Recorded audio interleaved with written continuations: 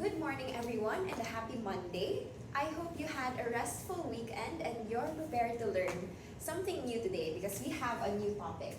So, can anyone read what's on the board? So yes, narrative elements and plot development will be our topic for today's session. So let's start by identifying our learning objectives. So by the end of this lesson, you are expected to first identify the key components of narrative elements such as the setting, characters, conflict, theme, and plot within a literary text. So we will be going into detail for each of these elements in a while.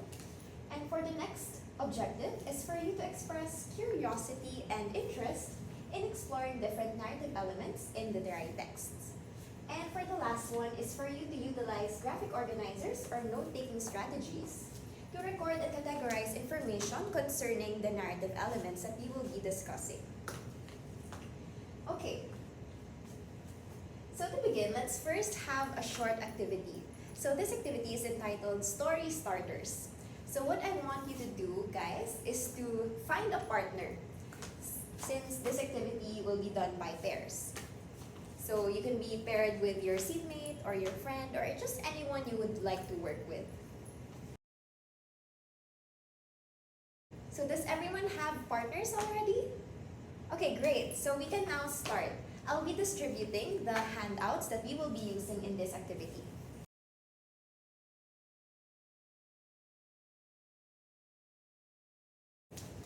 So in your handouts, you will be seeing there that there is a part for a story prompt. So a story prompt is like a narrative, but only containing the introduction up until the middle part of the story. So what you're going to do is, of course, first read the story prompts, and then continue and finish the story with your pair. Okay. And after doing that, you can share your finished stories with the class. So I'll be giving you guys 5 minutes to complete this activity. So if you have any questions or clarifications about this activity, you may raise your hand and I'll come up to you.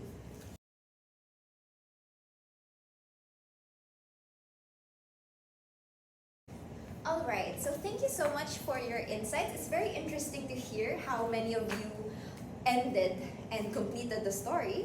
Some of you were quite unconventional, while some of you had similar answers. So what is the significance of that activity to our lesson for today? So our lesson for today are narrative elements and plot development. So let's first look at narrative elements. Let's define what narrative elements are. So narrative elements, these are the basic parts of a story. So these are the building blocks of the story, and these usually include the setting, characters, conflict, theme, and plot. So it's also important to keep in mind that these 5 elements are usually found in traditional story arcs. So for other types of stories, it may not necessarily be just these 5. But for the sake of our discussion, we will be only tackling these 5. So let's go into detail for each one of these. So first, let's look at the setting. So the setting is the when and where of the story. So it's where the story took place, what time it took place. So from our example or from our activity earlier, an example of the setting is the garage sale location and Maya's bedroom. Now as for the characters, these are the people or animals. So for fables, that's applicable for fables. These are the people in the story, so these are the characters. So from our example earlier, it is Maya. The character of the short story is Maya. Now for conflict. So this is the central challenge or problem faced by the characters in the story. So I streamlined the different types of conflicts. So we have 3 over here, man versus man. An example of this is when a character is facing a problem with another character, or when a character is clashing with another character. Another type is man versus nature. So an example of this could be like one character going through a snowstorm. So a snowstorm is a product of nature. So that's how man versus nature works. And then man versus society, this one's a bit more complex. So to simplify, society in this case refers to the social institutions such as race, religion, and like other organizations that may affect how one person may be viewed in a greater community, so society. Okay. Next is the theme. So this is the main idea that the author wants you to learn from the story. So it's also important to note that themes are not something you can easily derive from the story. You can easily draw out from the story. It may have to take you a few rereads of a story to actually grasp the theme of it. And then the last one is the plot. So this is what happens in the story or the main event. So there are actually different components within a plot, and let's look at each of these. So for this, for our plot development, we will be using Freytag's framework for the plot development. It has 5 components. The first one being exposition. So this introduces the story. This introduces the setting and the characters. So it sets the tone of the story. And then this is followed by the rising action. So this is where the challenges begin for the characters in the story. And then the climax is the peak of the problem or the conflict which we have tackled early on. And then the falling action, so this is where the conflict starts getting solved. So the character may encounter different ways of solving the conflict at hand. And then the resolution, so this is the ending of the story. So does anyone have any questions about the narrative elements we've discussed so far or about the plot itself? All right, no questions. So I guess to better understand plot development, we can illustrate Freytag's framework through Freytag's pyramid. So the exposition goes there. So it goes in a straight line like this since it sets the tone, and then the rising action, and then the climax, which is the highest point of the story since it's the peak of the conflict, and then the falling action since the problem or the conflict is getting solved in this part of the story, and then the resolution is really the ending of the story. Okay, so I'll be distributing another set of handouts. You will be doing this activity individually. So I'll distribute it in a bit, so I'll just explain the instructions. So in the handout, it contains a short story, a very short story. You can take your time in reading the short story, and then in the second page, there is Freytag's pyramid, a template for Freytag's pyramid, and there are boxes for each component. So the exposition, rising action, climax, falling action, and then the resolution. And what you're going to do is, right after reading the short story, you'll be identifying the parts of the plot or how the plot develops. Okay, so I'll be giving you guys, would 10 minutes be enough, or would you like to go shorter or a bit longer? Okay, so 10 minutes it is.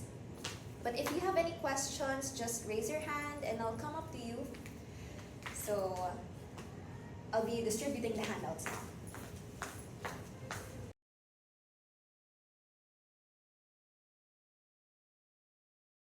Okay, so everyone's finished with the activity, so let's try to process your answers. Next slide. So yes, our short story is entitled The Lost Puppy. So let's skip this part and this part. So let's identify the Lost Puppy's plot. What is its exposition, rising action, climax, falling action, and resolution? So let's go over these one by one. Would anyone want to volunteer for exposition? How about rising action? And then the climax? What about the falling action? And finally, the resolution. So very good, everyone. So you've identified the Lost Puppies plot correctly. So the exposition is when Ben was introduced and it set the scene.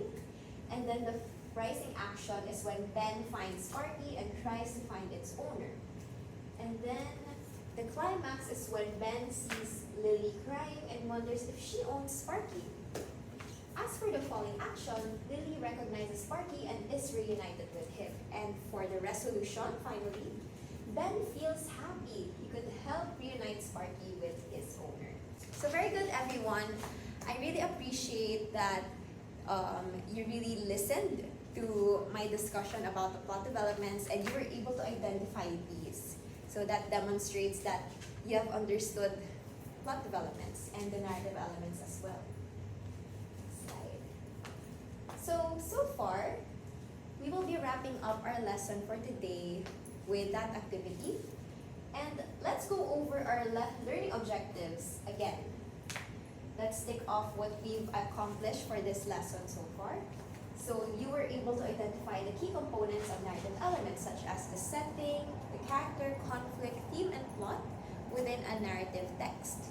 And then you were able to express curiosity and interest in exploring different narrative elements in the literary texts. And finally, you were able to utilize graphic organizers, and in this case, it was Freytag's pyramid, to record and categorize information concerning the narrative elements or plot development. Okay, now for your assignment, I'll be distributing your reading worksheet number 6.